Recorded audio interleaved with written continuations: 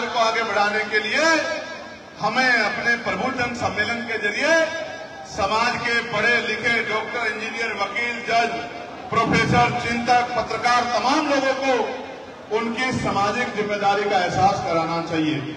और जब हम उनकी सामाजिक जिम्मेदारी का एहसास कराएंगे और वो अपनी सामाजिक जिम्मेदारी को समझेंगे, तभी आने वाले समय में यह हक वंचित समाज मुख्य धारा में आ पाएगा और अपनी गुलामी बेबसी की बेड़ियों को काटने का काम करेगा।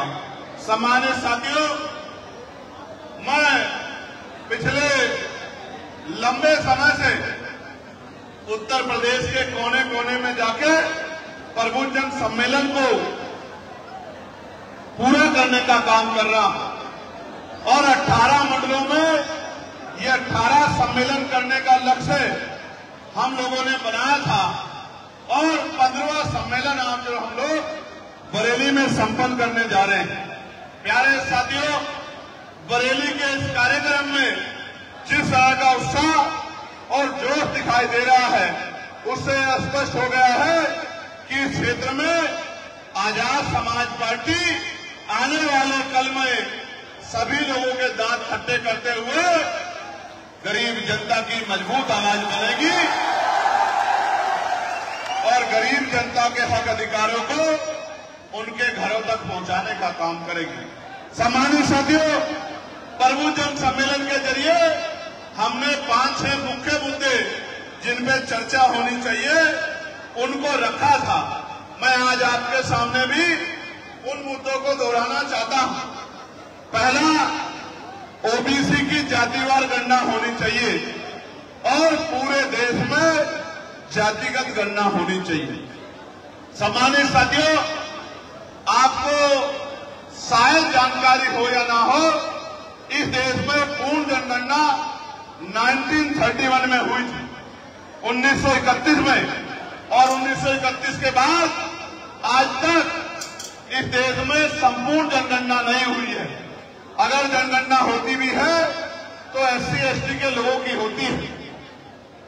SC/ST के लोगों की जनगणना तो होती है, लेकिन ओबीसी और सामान्य जाति के और मुस्लिम समाज के और अन्य जो धार्मिक अल्पसंख्यक है उनकी गणना नहीं होती। आज हम लोग आजादी के 75 साल के भारत में हैं। देश जो है डिजिटल इंडिया की तरफ बढ़ रहा है। देश में सरकारें कहती हैं कि हम चांद पर जा रहे हैं, मंगल पर जा रहे हैं, लेकिन जमीन पे क्या हाल है उसको जानने के लिए जातिवार गणना होनी बहुत जरूरी है। जब हमने इस विषय को उठाने का काम किया और पार्लियामेंट में भी मेरे जरिए बार बार जातिवार जनगणना की बात हुई, तो सरकार ने जातिवार गणना की घोषणा कर दी। लेकिन हमारी मांग है कि जातिवार गणना के साथ साथ उसमें आर्थिक आंकड़े भी जारी किए जाएं। जातिवार जनगणना कराई जाए और उसके आर्थिक आंकड़े जारी किए जाएं कि किसके पास बस है,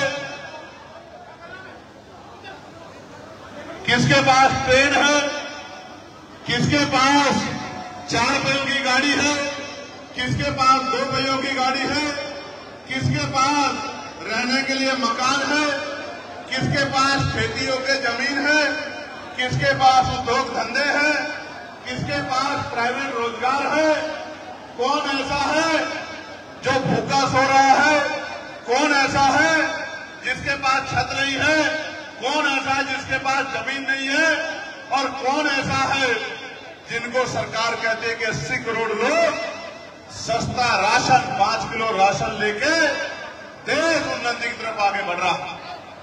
तो जब जातिवार गणना होगी और उसके आर्थिक आंकड़े जारी होंगे, तभी ये जानकारी लग पाएगी कि देश में भूखा कौन सो रहा है और ऐसा कौन है जिसके घर 20-20 तरह के खाने बन रहे हैं, ऐसा कौन है जिसके जानवर भी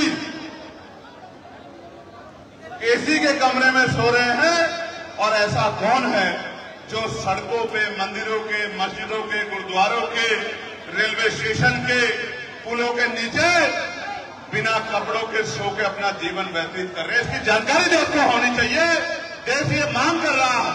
समय आ गया है कि धन धरती राजपाट में बंटवारा होना चाहिए और उसके लिए जातिवार जनगणना सबसे पहला कदम है।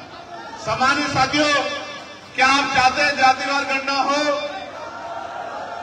और आप ये भी चाहते हैं कि जातिवार गणना होकर उसके आर्थिक आंकड़े जारी हों? प्यारे साथियों, मैं बात को बीच में रोकते हुए दोनों तरफ जो उत्साही नौजवान खड़े इनसे आग्रह करूंगा, क्या तो ये अपनी जगह पर बैठ जाएं, वरना मजबूरी में मुझे अपनी बात को रोकना पड़ेगा। जो इधर खड़े इनसे भी कह रहा हूं, चंद लोगों को पूरे लोगों के कार्यक्रम को खराब करने की इजाजत नहीं दी जा सकती है।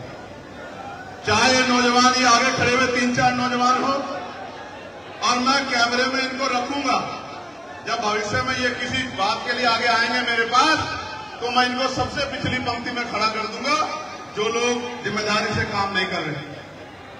मेरा काम है सब लोगों पर नजर रखना और गलत करने वाले को पीछे हटाना और काम करने वाले व्यक्ति को आगे बढ़ाना। मैं जब आपके यहां हूं तो हर एक व्यक्ति पे मेरी नजर है, मंच में बैठे लोगों पे भी, जो जमीन पे बैठे उन पे भी, और जो कुर्सियों बैठे उनके भी, और जो प्रोग्राम को व्यवस्थित कर रहे हैं उनपे भी। इन सब लोगों पे मेरी नजर है जो प्रोग्राम को खराब करने की कोशिश कर रहे हैं। कार्यक्रम के बाद मैं इन सभी लोगों से बात करूंगा। दूसरा, मैं आपसे पूछना चाहता हूं, हम बहुजन समाज को मानने वाले लोग हैं, आप ये बताओ, क्या पिछड़े वर्ग के लोगों को, जिनकी जनसंख्या 1931 में 52% थी, क्या 52% आरक्षण मिलना चाहिए नहीं मिलना चाहिए? दोनों हाथ उठा के बताओ जोर से। बहुत शानदार बात है।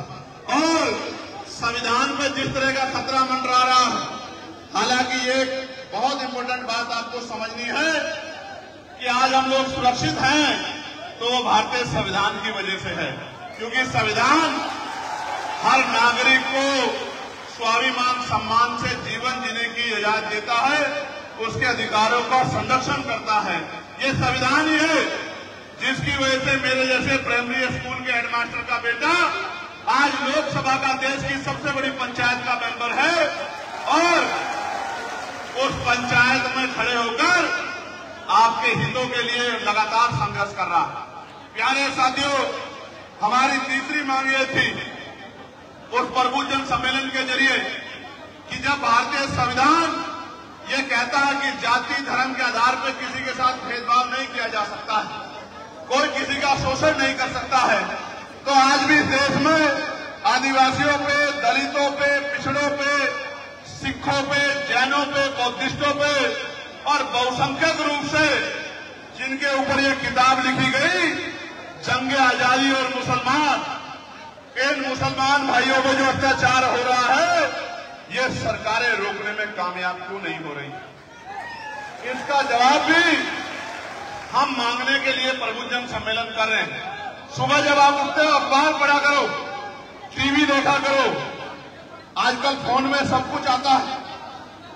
अभी राज्यपाल ने मुझे बताया कि यही जसपुर में एक कश्यप समाज की हमारी 12 साल की बेटी को दरिंदों ने नोच करके सामूहिक दुष्कर्म करके उसकी हत्या करने का काम कर दिया। ऐसी जानकारी मुझे दी गई। जब राज्यपाल ने मुझे बताया तो मुझसे कहा, भैया मैं वहां जाना चाहता हूं उस परिवार की मदद करने के लिए, और क्या मैं वहां जा सकता हूं? क्या पार्टी मेरी मदद करेगी? तो मैंने इनसे कहा कि आपको जरूर जाना चाहिए। और मैंने उत्तराखंड के प्रदेश अध्यक्ष जी को भी कहा कि जब राज्यपाल जी यहां उस बेटी को न्याय दिलाने के लिए आएंगे तो हमारी पूरी टीम को बढ़ चढ़ के उनका सहयोग करके उनको विश्वास दिलाना है कि हम सब लोग उनके साथ हैं। सम्मानित साथियों, आज इतनी बुरी हालत है, जो जमीनें मिली थी पहले, उन जमीनों को लगातार छीना जा रहा है, लोगों को मारा जा रहा है, हक अधिकार की बात करने वाले लोगों को जेलों में डाला जा रहा है। और यही नहीं, आम लोगों को ही नहीं, अगर कोई पत्रकार ईमानदारी से काम करता है तो न्यूज चैनल का मालिक अगले दिन उसको निकाल देता है अगर वो सरकार के खिलाफ आवाज उठाता है। ये पत्रकार साथी भी इस बात को जानते हैं। आज देश में पत्रकारिता का भी गला घोटा जा रहा है। तो आप यहां भी देख सकते हैं कि बड़े बड़े मेन स्ट्रीम के मीडिया से ज्यादा आज नौजवानों ने, पढ़े लिखे लोगों ने अपने हाथ में माइक उठा लिया है और वो माइक उठा के गांव की खाटी पत्रकारिता, जिले शहरों की पत्रकारिता करने का काम कर रहे हैं। और जो काम मुख्य पत्रकार मीडिया नहीं कर पा रही है, उस काम को भी करने का काम कर रहे हैं। मैं तो कई बार देखता हूं कि जिन विषय को मैं उठाता हूं और ग्रामीण पत्रकार उस विषय को दिखाने का काम करते हैं, बाद में बड़े बड़े चैनल्स भी वहीं से वीडियो उठा के उस खबर को चलाने का काम करते हैं। मैं पुनः मीडिया के, ग्रामीण क्षेत्रों के मीडिया के भाइयों का बहुत बहुत धन्यवाद करता हूं कि उन्होंने पत्रकारिता के स्वरूप को बदल के रख दिया। हालांकि कई जगह यह भी देखा गया है कि कुछ पार्टियों से इन्फ्लुएंस होके एक तरफा भी खबरें चलाई जाती। इससे कम से कम इससे ये जो खाटी पत्रकार हैं ग्रामीण अंचल के, इनको बचना चाहिए। इनको इसलिए बचना चाहिए कि कल ही बिहार की घटना हमारे सामने आई थी। एक पत्रकार साथी ने भारतीय जनता पार्टी की सरकार के, एनडीए की सरकार के मंत्री से सवाल पूछने का काम किया और उसका मंत्री जी ने, उनके लोगों ने उसका नाक तोड़ दिया। एक तरफ ये अंतर्राष्ट्रीय स्तर पर ये सरकार केंद्र की हमारी नाक कटवाने का काम करती है हमारे देश की, और दूसरी तरफ इनके मंत्री पत्रकारों का नाक तोड़ने का काम करते हैं। जैसे कंपटीशन चल रहा हो कि कौन कितना बेहतर नाक तोड़ेगा और पत्रकारों को गड्ढे में झोंकने का काम करेगा। मैं आपको विश्वास दिलाना चाहता हूं कि जब आजाद समाज पार्टी के हाथ में ताकत होगी, किसी गरीब के साथ अन्याय नहीं होगा, न किसी की बेटी के साथ, न उसकी जमीन के साथ, न उसके कारोबार के साथ। और ऐलानिया कह रहा हूं, दोबारा सुनो, ऐलानिया कह रहा हूं, ये तो कहते हैं कानून का राज, और मैं कहता हूं जनता का राज आएगा उत्तर प्रदेश में। जिस दिन कमान आजाद समाज पार्टी के हाथ में। कैसा राज? जैसे पेरियार साहब ने कहा था कि रात को 12 बजे भी बेटियां कई किलोमीटर तक अकेले पैदल घूम के आ जाएंगी और सुरक्षित आ जाएंगी। ऐसा राज आएगा कि बहन बेटियों की इज्जत की रक्षा होगी और उनको सशक्त किया जाएगा कि वो इतनी जेब में उनका पैसा हो कि वो अच्छा जीवन जी सके और अपने सपनों को पूरा कर सके। और इसी बीच में मुझे ये भी कहना है, यहां महिलाएं बड़ी संख्या में इधर बैठी हैं। बड़ी तकलीफ के साथ कह रहा हूं, 90% जाता हूं गांव में, बहनों से, माओ से, बड़ी दादियों से पूछता हूं, हवाई जहाज में बैठ के देखा है? तो जवाब आता है ना। पूछता हूं हेलीकॉप्टर में बैठ के देखा है? तो जवाब आता है ना। पूछता हूं एसी वाली ट्रेन में बैठ के देखा है? 1% कहीं से हाथ उठ जाता है। और ये वो होती है महिलाएं, बहनें जिनके पति या पिता या भाई नौकरी में हैं।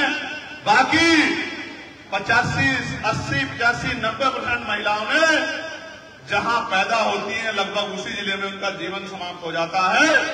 इस निकम्मी सरकारी व्यवस्था ने और पुरानी सामाजिक व्यवस्था ने इस देश में महिलाओं के पैरों में बेड़ियां डाल रखी थी और आज भी समाज उन बेड़ियों को काटने के लिए तैयार नहीं है। मैं आपसे अनुरोध कर रहा हूं, अगर बेटियां डॉक्टर नहीं होंगी तो अपनी बेटी को, पत्नी को कौन सी महिला डॉक्टर को दिखाओगे? इस बारे में भी आपको सोचना चाहिए। अपने साथ साथ बदलाव के लिए, समाज में बदलाव हो, इसकी तैयारी के लिए बेटियों को भी बेटों जैसा मौका देना चाहिए और बेटियों को आगे बढ़ाना चाहिए। तभी बेटियां पढ़ेंगी तो 3 पीढ़ियां सुधरेंगी। मेरी इस बात को भी सभी परिवारों को मानना चाहिए। सोचो, मां सावित्रीबाई फूले ना होती, मां अवंतिकाबाई लोधी ना होती, मां उदादेव पासी ना होती, मां झलकारी बाई ना होती, मां फूलन देवी ना होती, तो क्या महिला इस देश में आजादी की कीमत समझ पाती? नहीं समझ पाती। इसलिए हमें उन तमाम वीरांगनाओं को भी याद करना चाहिए जिनमें मां फातिमा शेख भी हैं और जिनमें मां फूलन देवी भी है, मां उदादेव पासी भी है। मैं प्यारे सम्मानित साथियों, हमने आगे बढ़ते हुए पार्लियामेंट में मैं एक प्राइवेट मेंबर बिल लेके आया था। अगर आपने गौर किया हो तो वो प्राइवेट मेंबर बिल ये था कि जिस तरह से निजी क्षेत्रों को लगातार खत्म किया जा रहा है, सरकारी क्षेत्रों को, आप देखते होंगे लगातार सरकारी विभागों को बेचा जा रहा, सरकारी नौकरी को खत्म किया जा रहा। इसलिए मैं बिल लेके आया था पार्लियामेंट में कि प्राइवेट सेक्टर यानी कि निजी क्षेत्रों में भी SC, ST, OBC के लोगों को आरक्षण का लाभ मिलना चाहिए। ये बिल मैं पार्लियामेंट में लेके आया था। आप बताओ ये बिल पास होना चाहिए नहीं होना चाहिए? दोबारा बताओ, होना चाहिए नहीं होना चाहिए? बहुत अच्छी बात। और पांचवी हमारी मांग थी, जो लोगों में चर्चा जिसपे हो। इस देश में एक समय ऐसा आया था कि मंडल की रिपोर्ट के बाद मंडल कमीशन लागू हुआ, और जब मंडल कमीशन लागू हुआ तो सरकार मंडल को रोकने के लिए कमंडल की राजनीति को आगे करके धर्म को आगे लेकर आ गई। प्यारे साथियों, मंडल कमीशन की 40 में से 2 सिफारिशें लागू हुई और 38 सिफारिशें आज भी डब्बे में पड़ी हुई हैं। जब हम आंदोलन चलाएंगे तो मजबूर होके इन 38 सिफारिशों को लागू कराने का काम सरकार को करना पड़ेगा। इसलिए मैं आपसे पूछना चाहता हूं, क्या मंडल के कमीशन की सारी सिफारिशें लागू होनी चाहिए? उसको क्या चाहिए? उसको क्या चाहिए बच्चे को? बहन जी, क्या चाहिए? पानी चाहिए क्या? क्या चाहिए उसको?